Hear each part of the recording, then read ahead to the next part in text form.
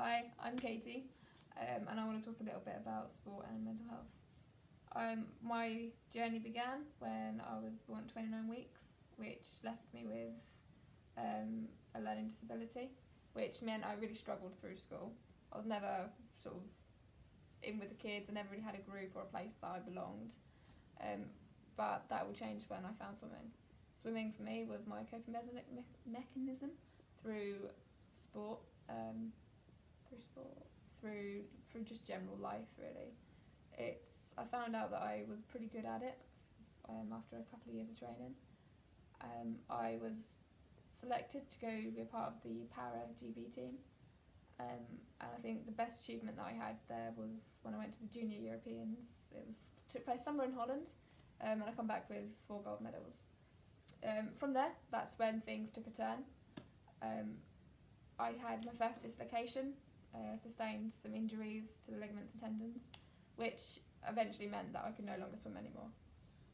Eventually, I carried on with the physio that I was being given. I tried to keep pushing through, but I found the harder I pushed, the worse things got. I saw doctors. One of them told me that it was all in my head, it wasn't real, or the pain isn't really that bad, which took quite a big effect to my self-esteem and my general mental well-being, because I then started to believe that it was something I was doing, when actually it turned out it was something that I had no control over. I did a lot of gym work to keep myself going. It kept me positive. Again, like swimming, it gave me that ground roots.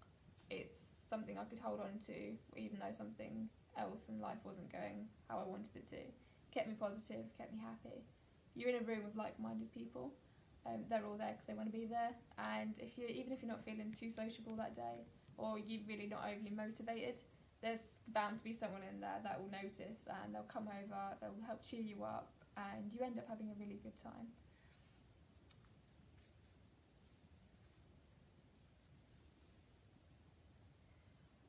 Eventually, through the trauma sustained through my shoulders and the permanent dislocations, I was diagnosed with a condition called dystonia, which causes muscle spasms, so that would leave my shoulder being thrashed in and out of its socket, or it would be fully dislocated, and I'd have to wait for the muscles to relax on its own before I could then put it back in its socket.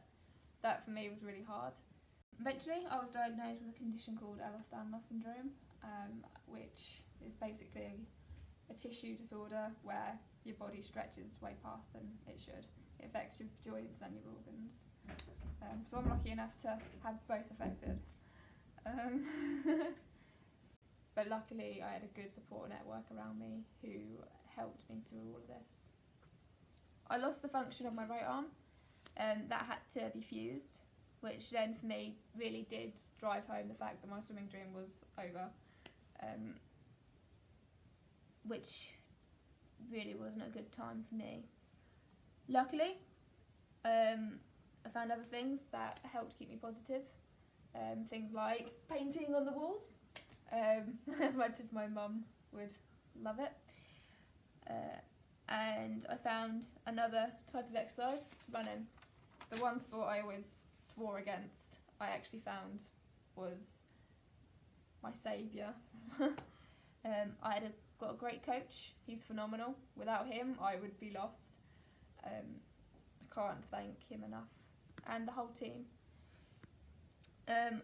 Throughout all of this, I only ever really wanted to do my best, and what I learned was, even if your best doesn't seem like it's good enough for somebody else, if you know that you're doing your best and you're happy with it, sod what anybody else has to think. It's down to you to know that you're feeling happy, you're proud of what it is you've achieved.